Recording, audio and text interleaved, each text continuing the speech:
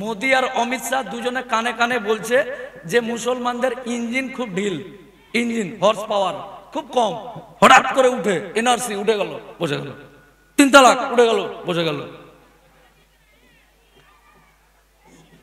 হ্যাঁ, মোদি আর অমিত শাহ কানে কানে বলছে মুসলমানের ইঞ্জিনের হর্স পাওয়ার ধপ করে উঠে ধপ করে নেমে যায়, 3 তালাক বিল উঠে গেল, 3 তালাক 3 তালাক, এনআরসি এনআরসি, নুপুর শর্মা। এটা মোদি বুঝে নিয়েছে যে এদের ইঞ্জিন গুলো হর্স পাওয়ার 20 দিন চিল্লাবে, ও শেষ না।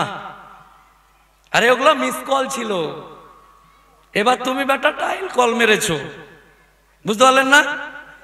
নবাবের লোক না, একটু কি নিয়েছিস নে, ও নে ঠিক আছে, মিস কল মেরেছিল, এবার ডাইল কল মেরেছে।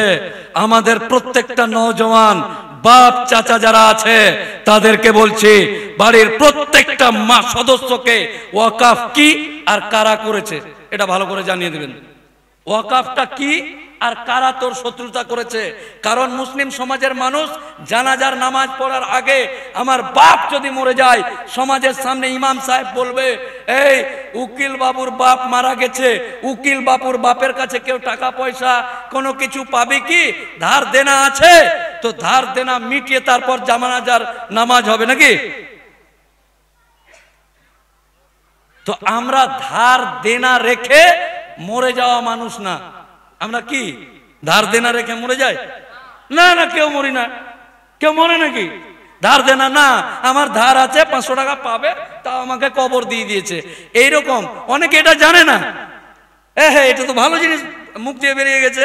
তাদেরকে বলছি, ভাই আমরা মুসলিম সমাজের মানুষেরা মৃত্যুর পর কবরে যাওয়ার আগে সমস্ত ধার দেনা মিটিয়ে দিয়ে কবরে যায়। আমাদের কে সম্পত্তি নিয়ে নিয়েছে, কে নিয়ে নিতে চাইছে, কে এই দেনা রেখে যদি আমরা মরে যাই, আমরা আমাদের ছেলে মেয়েদেরকে বলে যাব নাকি? না, হেঁটে লোক মনে হয় দেনা রেখেই মরে যাবে নাকি রে? হ্যাঁ, একদম। তাই আগামী দিন অত্যন্ত অত্যন্ত আল্লাহর কসম, আমি যদি বুকটা ছিঁড়ে এরকম করে দেখাতে পারতাম আমাদেরকে, আপনাদেরকে দেখতে পারতেন যে এই আইন কতটা আপনাদেরকে ক্ষতি করবে, এবং এই আইন আমার জাত, আমার কম, আমার সম্প্রদায়কে কতটা ক্ষতি করবে। জাগতে আপনাকে হবেই। যদি মনে করেন যে বাড়ি গিয়ে জাগবো, পেটিটাকে রেখে আসি, কালকে জামাইটাকে মুরগা খাইয়ে দিয়ে জাগবো, এরকম ব্যাপার নাই না, টাইমই নাই। এক্ষুনি এই মুহূর্তে 1 সেকেন্ডের মধ্যে আপনাকে জাগতে হবে। আল্লাহর কসম দিয়ে আপনাদেরকে বলছি। আচ্ছা না, আমার 2 কাঠা জায়গা আছে, ওখানে আমার বাপ মরলে কবর দিব, দিবে না। উত্তরপ্রদেশে নামাজ, নিজের বাড়ির ছাদে নামাজ পড়বে, তো বলছে না, টাকা দিতে হবে। নিজের বাড়ি, আমার বাপের জায়গাতে আমি বাড়ি করেছি, ছাদে নামাজ পড়বো, বলছে এই করবে। তো এগুলোর একদিন শেষ আছে। এগুলো বাড়াবাড়ি করে মিস কল মারার চেষ্টা করছে, কল ব্যাক হয়নি, তো ওই জন্য এটা মিস কল, কে করেছে না করেছে, মিস কল, কলটা ব্যাক যায়নি, শুধু কলই করেছে। এই মঞ্চ থেকে আল্লাহকে সাক্ষী রেখে বলছি, একবার যদি আমরা কলটাকে ঘুরিয়ে দিই আর ডায়াল কল হয়ে যায়, তো আল্লাহ ভালো জানে আগামী দিনগুলো কেমন আসবে। সহ্যের একটা সীমা আছে, এবং প্রত্যেকটা জায়গায় প্রত্যেকটা মানুষকে বাড়ি বাড়িতে, গ্রামে গ্রামে, পাড়াতে পাড়াতে, আর এটা রাজনীতির ব্যাপার না, এটা তোর বাপের কবরের ব্যাপার, তোর বাপের কবর। আচ্ছা, এই আইনটাতে কি পাস করেছে এক লাইনে বলে বক্তব্য শেষ করব। আমার নিজেরই গলার অবস্থা খুব খারাপ, দিনে 4-5টা করে মিটিং করছি। কার বাপের জন্য? আমার না। হ্যাঁ, আমি তো হাইকোর্ট থেকে অর্ডার বার করে ধর্মতলায় দিয়ে দেবো। এই যে এটি লোক, এই যে এটি, ওই যে ওটি, এটি যেদিন মরবে, যেখানে কবর দিবে, ওইটিকে বাঁচানোর জন্য, আমার জন্য না। ক্লিয়ার হলো না ব্যাপারটা? তাই আপনাকে আপনার জিনিসগুলোকে বুঝে নিতে হবে। আগামী দিনগুলো প্রত্যেকটা জায়গায় আপনার সুস্থ এবং শান্তভাবে মিটিং মিছিল করে যেভাবেই হোক না কেন। আর একটা জিনিস ভাই, আন্দোলন কিভাবে করবেন? এই যে ইয়াং তরুণ করে, হ্যাঁ এই যে আছে, হ্যাঁ এই যে ছোট ছোট বাঘ যেগুলো আছে তাদেরকে বলছি, বয়স্ক লোকগুলোকে না। ওটি থাকো চাচা, বাবজি তোমরা বসো একটু করে, ইয়াং কি রে তেরিকার করে, হ্যাঁ এইটিকে চাই। ফেসবুক দখল করতে হবে, ফেসবুক, ফেসবুক দখল করবো, ফেসবুক। ওয়াকাফ আইন মানি না, এরকম করে ছবি তুলে ফেসবুক দখল করে নিতে হবে।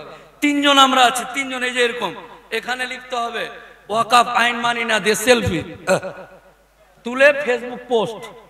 কারণ মোদি ফেসবুক চালায়, অমিত শাহ ফেসবুক চালায়, চালাতে চালাতে এই যে মোদি একটা মিটিং এ যাচ্ছে, ট্রেনে বসে আছে, দেখি একটু ফেসবুকটা কি অবস্থা মুসলমানদের, দেখছে দেখছে দেখছে, একটা গান বেজে উঠলো, ননি রে ননি ছি ছি, এটা ছেড়ে দিল, এই টুনির মা চললো। তারপর দেখছে কি রে, ওয়াকাফ আইন মানছি না, এটা এই হাটপুকুরিয়ার ইয়াং, এই ক্যানিং, এই বাসন্তী, দক্ষিণ 24 পরগনা, উত্তর 24 পরগনা, পুরা বাঙ্গাল, এ তো জাগ গিয়া হ্যাঁ। ফেসবুকে তারা যেন দেখে এই আইনের আঁচ, এখানে আগুন জ্বলছে, এখানে কি গরম লাগবে না, এটাকে বলে আঁচ, আঁচ, আগুন আঁচ। ফেসবুক দেখেই যেন প্রত্যেকটা রাজ্যের মানুষ থেকে শুরু করে যারা প্রশাসনে আছে, যারা নেতা আছে, যারা সব কিছুর দায়িত্বে আছে, তারা যেন আঁচটা বুঝতে পারে। তাই আজকের পর থেকে আমার ইয়াং তরুণ ভাই যারা ফেসবুক চালায়, তাদের প্রতিবাদের ভাষাটা সুন্দর সুষ্ঠুভাবে, তার মানে এই নয় মে ক্যা কর লেগা, নিজেই এমন ভাষা লিখে দিলি যে তোর জন্য আন্দোলনটাই ক্ষতি হয়ে গেল, এরকম কোনো ব্যাপার না। শুধু ছবি তুলে পোস্ট করা, ওয়াকাফ আইন মানছি না, তার মানে এই না দেখলেগা করলেগা অমুকলা তমুকলা, কিছুই করতে পারবি না, লাস্টে এই আন্দোলনটাকে নষ্ট হবে। তাই সুস্থ সুন্দরভাবে আগামী দিনগুলো এগিয়ে যান, আর একসাথে থেকে, আজকে হাটপুকুরিয়া হলো, কালকে তাল দিয়ে হবে, চলে যাবো। এই জয়নাল, এই টোটো চালাচ্ছিস এখনো লজ্জা করে না? জয়নালের বাপ মরবে, ওই আবার মিটিংটার এখানে টুকটুকি নিয়ে ভিড় করে গ্যাঞ্জাম করছে, লোকজন আসতে দিচ্ছে না। আরে তোর বাপের খবর বাঁচাচ্ছে আর তুই মিটিং এ আসতে দিচ্ছিস না, এটা যেন না হয়। এই জয়নাল মফিজুল এলাকার যারা আছে তাদেরকে অত্যন্ত আনন্দের, অত্যন্ত কড়া ভাষায় বলছি যে যারা এখানে উপস্থিত হয়েছে আর যারা আসেনি, আর স্ট্যান্ডার্ড টাইপের মুসলমান যারা আছে তাদেরকে চিহ্নিত করে আগামী দিন যদি প্রয়োজন হয় ওকে বলবো তোর বাপের জায়গাতে তুই কবর দে। বুঝতে পারলেন না? এখন এই কবরস্থান বাঁচাতে আসবি না, আর নিজের বাপের লাশ নিয়ে যখন কবরস্থানে যাবে তখন তাকে বলতে হবে এই মাস্টার তুই তো সেদিন যাসনি, আমাদেরকে অশিক্ষিত বলছিলি যে আমরা বলে মোল্লা হুহা করছি, তো আজকে তোর বাপেরটা তুই ইয়ে কর, ওই মোদির ওইদিকে কোথায় আছে কবরস্থান ওইদিকে দিয়ে দে, যা এখানে দিস না। একটা লোক একটা জায়গা যেন 1 ইঞ্চি জায়গা ছাড়া যাবেন ইনশাআল্লাহ। কাহিনী বক্তব্য অনেক আছে, হৃদয়টা বললাম যে রাত্রে গিয়ে, আচ্ছা আপনার বাপের কবরে কেউ এসে টোটো চালাবে, ভুটভুটি চালাবে, পানের ফিট ফেলবে, আর আপনি বেঁচে আছেন, এটা কেমন উল্টা পুল্টা হিসাব হয়ে গেল না? উল্টা পুল্টা হিসাব হয়ে গেল। আচ্ছা অনেক আইনের ব্যাপারে শুনে নিয়েছেন যে কি কি পরিবর্তন করতে চাইছে, একটা জিনিস বলে শেষ করছি। এই এলাকায় যে কবরস্থানটা আছে ওই কবরস্থানটাতে বৃষ্টির দিনে কবর থেকে পানি উঠে। আমার বাপ মরেছে, আমার বাপ মরেছে, আমি এই এলাকার লোক, যে কবরস্থান আছে ওই কবরস্থান থেকে কবরটা থেকে পানি উঠছে। এটা দেখে এই এলাকার রহিম হাজিকে বললাম চাচাজি ওই পুকুরের পাড়ে যে জায়গাটা আছে 10 কাঠা, এটা তুমি কবরস্থানের নামে দান করো, আল্লাহ তোমাকে অনেক টাকা দিয়েছে, সম্পত্তি দিয়েছে, হাজি সাহেব চাচাজি তুমি এই কবরস্থানটা দান করো। রাজি হয়ে গেল, এই রহিম চাচা রাজি হয়ে গেছে, হাজি সাহেব রাজি হয়ে গেছে। এই উঁচু জায়গাটা দান করতে গেলে কি করতে হবে এই নতুন আইনে? না তো এই রহিম চাচা হাজি সাহেব যে হজ করে এসছে এ 5 বছর ধরে মুসলমান কিনা তার সার্টিফিকেট নিয়ে আসতে হবে যে আমি মুসলমান, আমি রহিম হাজি। এই দেখো ছবি তুলে দেখাতে হবে, আমার খতনা করা আছে, আমি রহিম হাজি, আমি মুসলমান, আমার বাপ মুসলমান, দাদু মুসলমান। এই মুসলমানের সার্টিফিকেট নিয়ে ওই হাজি সাহেবকে দিতে যেতে হবে, ওই মসজিদ না ওই জায়গাটা দান করতে যেতে হবে। তো আমি মুসলমান কিনা সার্টিফিকেট কে দিবি রে? এই কে তুই ভাই? আমার নিজের মাথার ঘাম পায়ে ফেলে জমি রেস্ট্রি খতিয়ান মতিয়ান সব আমার নামে, আমি দিব দান এই এলাকার মুসলমানকে। আর তোকে পরিচয় দিতে হবে, লুঙ্গি তুলে ছবি তুলে বলতে হবে যে আমি রহিম হাজি 5 বছর ধরে মুসলমান, তাই এই জমিটা এদেরকে দান করছি। এই ক্ষমতা কে দেয়? এরা জানে না নাকি? হাইকোর্টে আমি ওকালতি করি, অনেকগুলো উকিল আমার বন্ধু আছে, তৃণমূল, বিজেপি, সিপিএম, এনা তেনা ব্যানা সিস যা আছে সবাই এসে বলছে তুই একটু বড্ড মুসলমান মুসলমান করছিস। আপনাদেরকেও বলবে তোরা বড্ড ওয়াকাপ ওয়াকাপ করছিস, বলবে গেলে তোদের মধ্যে মাথা খারাপ হয়ে গেছে, ওয়াকাপ ওয়াকাপ করছিস। তো আমাকে সবাই মিলে ধরেছে, সব নেতারা ধরেছে, বলছে তুই বড্ড মুসলমান মুসলমান করছিস। তো উত্তর দিয়েছিলাম আমার বাপ মুসলমান, আমার দাদা মুসলমান, আমি মুসলমান, আমার বেটা মুসলমান, আমরা এক স্তরে এক আল্লাহতে বিশ্বাস রাখি। তো আমি মুসলমান না তো কি করবো? ডুগডুগি বাজাবো? কি করতে হবে? মানে ওর কথাতে মুসলমানগিরি বাদ দিয়ে কি করতে হবে তাহলে? মানে প্রশ্নর ধাঁচ দেখেন, চারিদিকে 4 দিন প্রত্যেক দিন এই করো ওই করো করে দাঙ্গা লাগিয়ে বেড়াচ্ছে। ফেসবুকে দেখছি একটা ভিডিওতে ডাইরেক্ট বলছে ইয়া করেগা হুয়া করেগা, হিন্দু হিন্দু ভাই ভাই, পোস্টার মারছে বাঁকুড়াতে, হিন্দু হিন্দু ভাই ভাই এই ওই যেই সেই করে, যেগুলোকে আমরা থুতুও ফেলবো না। আমরা যে জিনিসগুলোতে, যে ওই চিন্তা ভাবনাগুলোতে যদি বলে উকিল সাহেব আমার এটা চিন্তা ভাবনা হিন্দু হিন্দু ভাই ভাই এই ওই ওই, এটাতে একটু থুতু ফেলেন, আমি বললাম না, আমি একটা হাইকোর্টের উকিল, আমার থুতুরও দাম আছে, এই সব জায়গাতে থুতু ফেলবো না। তো ওই মানসিকতাগুলো নিয়ে আমাদের মতো মানসিকতা এই সরল সিধা মানুষগুলোকে বলছে যে এরা গন্ডগোল লাগানোর চেষ্টা করছে। তাই সহ্যের সীমা যদি পার হয়, আগামী দিন প্রশাসনকে সহযোগিতা করবেন আপনারা, আর বাকিটা ইনশাআল্লাহ আল্লাহ আছে। রুজির মালিক আল্লাহ, দেহের মালিক আল্লাহ, আমার স্ত্রী বাচ্চা কাচ্চা সবার মালিক আল্লাহ, রুজি রোজগারের মালিক আল্লাহ, সমস্ত পুরে কায়নাতের মালিক আল্লাহ। তাই কে কি করলো, কার কি হলো, এত আল্লাহর সম্পত্তিতে, সমস্ত কিছুর মালিক আল্লাহ। আল্লাহর সম্পত্তি বাঁচাতে গিয়ে বুঝবে আল্লাহ, চলে গেলাম, বউ বাচ্চা আছে আল্লাহ বুঝবে, আল্লাহ তাদেরকে কিভাবে খাওয়াবে।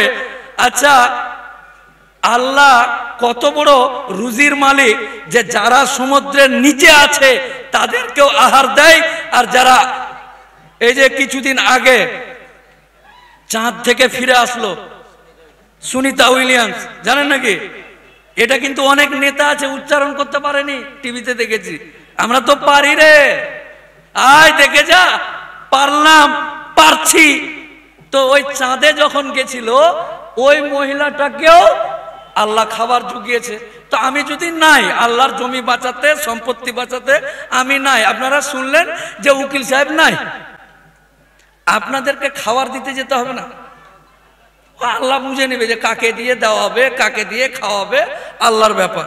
তাই আগামী দিন খুব শক্তভাবে এটাই শেষ, কোনো কাহিনী চলবে না, কোন রকমের কাহিনী শুনবো না, চলবে না, এটাই শেষ কামড়। এই কামড়েই যেন বুঝতে পারে এবং বলে যে গুরু ভুল হয়ে গেছে। পারবেন এটা করতে? না না না না না না, এরকম হাত উঠিয়ে দিয়ে ওইদিকে খৈনি কচলাতে কচলাতে, ভালোই বলছিল উকিল সাহেব, ওইটা উকিলও ভালো বলছে, এটাও ভালো বলছে, দিয়ে ছাড়, শেষ না। এই বিষয়টাকে গুরুত্ব দিয়ে করতে হবে একদম। আল্লাহি আল্লাহর কসম, দেখেন আপনাদের সামনে আমি কাঁদতে পারবো না, কাঁদলে বলবেন যে উকিলটা কাঁদছে এসে, রাত্রে ঘুম হয় না। আপনি তো সারাদিনে 300 টাকা ইনকাম করেন, কিভাবে কটা প্যাসেঞ্জার এলো আর কি হলো এটা নিয়েই ব্যস্ত। আমাদেরকে আল্লাহ অর্থ দিয়েছে, টাকা দিয়েছে, সম্মান দিয়েছে, রুজি রোজগার দিয়েছে। আমরা যখন আমার স্ত্রীর পাশে রাত্রে 12টার সময় এসি চালিয়ে দিয়ে ঘুমাই, আল্লাহর কসম আপনাদের চেহারাগুলো মনে রেখে আমাদের ঘুম আসে না। হে আল্লাহ, আমি ভালো আছি, আমার পরিবার ভালো আছে, আমাকে তুমি ক্ষমতা দিয়েছো, কিন্তু এই ক্ষমতা দেওয়ার পরে তোমার অন্যান্য বান্দারা যেই দিন সেই দিন যদি আক্ষেপ করে বলে, হে আল্লাহ, কিয়ামতের দিন যে উকিল সাহেবকে আপনি টাকা দিয়েছিলেন, সম্মান দিয়েছিলেন, অর্থ দিয়েছিলেন, আমরা তার এলাকার মানুষ, তার রাজ্যের মানুষ, উকিল সাহেব আমাদের জন্য কিচ্ছু করেনি, সেই দিন কিন্তু আল্লাহর সামনে আমি লজ্জিত। আল্লাহর কসম আপনাদের জন্য ঘুম আসে না। তাই প্রত্যেকটা মানুষকে বলছি, হৃদয় থেকে বলছি, কলিজাটা ছিঁড়ে দেখাতে পারলে দেখাতাম যে প্রত্যেকটা মানুষের জন্য, প্রত্যেকটা ভাইয়ের জন্য রাত্রেবেলা ঘুম আসে না। যে হে আল্লাহ, এরাকে কে বুঝাবে যে দেশে কি চলছে? একবার বুঝেই শেষ, একবার করেই শেষ, একটা মিটিং এ এসেই শেষ, গরম লাগছে চলে যায়, চা খাওয়ার টাইম হয়ে গেছে, বিড়ি খাওয়ার টাইম হয়ে গেছে, উঠে যায়, এই তো হাজিরা দিয়ে দিলাম। এটা হাজিরা দেওয়ার মামলা নয়, গেলাম হাজিরা দিলাম চলে আসলাম নয়। এক কাঠা, এক আল, 1 ফুট যদি আপনার জমি নিয়ে নেয়, 34 বছর ধরে মামলা করছেন, 36 বছর ধরে মামলা করছেন, উকিল বাবুকে গিয়ে টাকা দিচ্ছেন, এটা তো আল্লাহর সম্পত্তি। আপনার 1 ফুটের জন্য আপনার 34 বছর ধরে আপনার বাপ কেস করতে করতে মরে গেছে, তাহলে আপনাকে আল্লাহর সম্পত্তির জন্য কত কি করা উচিত আপনি ভাবেন মনে? আপনাদের সকলকেই শান্ত ভেবে, শান্ত মানে এই নয় যে কেউ আপনাকে ইয়ে করছে আর আপনি বলেন না চুম্মা, অত ব্যাপার নেই। ঠিকভাবে চলতে হবে, আন্দোলন করতে হবে, কে কি করছে দেখতে হবে, যদি কিছু এরকম হয় তো হতে হবে, দেখতে হবে ব্যাপারগুলো যে কোথায় কি হচ্ছে, কেন হচ্ছে, কি ব্যাপার। তাই সবাই চোখ, নাক, মুখ, কান খুলে দিয়ে দিলে হাত দিয়ে একবার ভাববেন যে বক্তব্যগুলো দিলাম, আপনাদের কাছে যে আবেদনগুলো রাখলাম, এই আবেদনগুলো। আর একটা ছোট্ট কথা, হিন্দুদের উপর আমাদের কিন্তু ব্যাপার নেই। এই সিনে বা এই ক্যাসেটে হিন্দু হিন্দু হিন্দু হিন্দু না, এটা মুসলমানের ব্যাপার, এটা আল্লাহর সম্পত্তির ব্যাপার। তাই বলে ওই শ্যামলকে বিমলকে ধর, এই কর, টাইম আছে নাকি? যা এদিক ভাই যা, এটা আল্লাহর ব্যাপার, এটা রাস্তা। শ্যামলকে ধরো, বাইক ধরো না, যা এদিক দিয়ে যা, এদিকে আল্লাহর ব্যাপার চলছে, আমরা এদিকে আছি, চল চল তুই চলে যা ভাই, এদিক দিয়ে যা। বুঝতে পারলেন না ব্যাপারটা? তা আমরা যে হিন্দুদের প্রতি রাগ ঝাল মিটানোর ব্যাপার না, এটা জাতির ব্যাপার নয় তো যে জাতের লড়াই হচ্ছে, হিন্দু মুসলমান হয়ে গেছে না, এটা একটা নীতির লড়াই। তোরা যা বাবা, যা এদিক দিয়ে যা, না এটা চাচু খাওয়া যা। এখানে এই লড়াইটা হবে আলাদা ভাবে। তাই এই এলাকার যারা আছে তারা, আপনারা বিভিন্ন জায়গায়, প্রথম কথা হলো দেনা রেখে মরি না, কথাটা মাথায় রাখতে হবে যে দেনা থেকে গেল নাকি আমি মরার আগে। শুধুমাত্র ওই মাছের দাম 60 টাকা পাবে ওইটা না, সব রকম দেনাগুলোকে মিটিয়ে আপনাকে মরতে হবে, নাহলে কবর দিতে দিবেন না। দেনা রেখে যদি মরে তো প্রত্যেকটা ইমাম সাহেবকে বলে দেবো যে ওকে ইয়ে কর, ওকে ফেলে ইয়ে কর, মোদি ইয়েতে পাঠিয়ে দে, গুজরাটে গিয়ে কবর দিব, এখানে কবরস্থানে ওর জায়গা নেই। তাই দেনা রেখে যখন মরতে হবে না, সুন্দরভাবে কৌশলগতভাবে আপনাদেরকে বলার চেষ্টা করলাম। আগামী দিন আবার বলছি যে খৈনি কষলে দিয়ে ভুলে গেলাম এটা করবেন না। যেখানে যা হবে, আপনি দোকানদার, আপনি ব্যবসায়িক, আপনি চাকরি করেন, ঠিক আছে আসছি রে, তাল দিতে মিটিং আছে, হ্যাঁ বিলটা নিয়ে যায় ভাই, চায়ের দামটা, বাপের কবরের দিয়ে চলছে, এখানে 2 টাকা 2.5 টাকা নিয়ে মরছে, যা পরে যাচ্ছিস। আবার ওই মিটিংটা করে এসে, হ্যাঁ কি বলছিলি, কটা চা নিবি, কটা চা, দুধ চা না লাল চা চলবে। কাপড়ের দোকান হোক আর যাই হোক, আর যে যাই করেন না কেন, এই ক্ষেত্রে সময় বার করে আপনারা সেই আন্দোলনগুলোতে যাবেন। ভালো থাকুন। আগামী দিন আল্লাহ যেন আমাদেরকে, আবার বলি, আবাবিল পাখির মতন শক্তি দান করে। আল্লাহ যেন আমাদেরকে হযরত উমরের মতন শক্তি দান করে, আমিন। আল্লাহ যেন আমাদেরকে হযরত উমর রাদিয়াল্লাহু তাআলার মতন শক্তি দান করে এবং আগামী দিন যেন আমরা একটা সম্প্রীতির ভারতবর্ষতে সুন্দরভাবে বাস করতে পারি। আসসালামু আলাইকুম ওয়া রাহমাতুল্লাহি ওয়া বারাকাতুহু।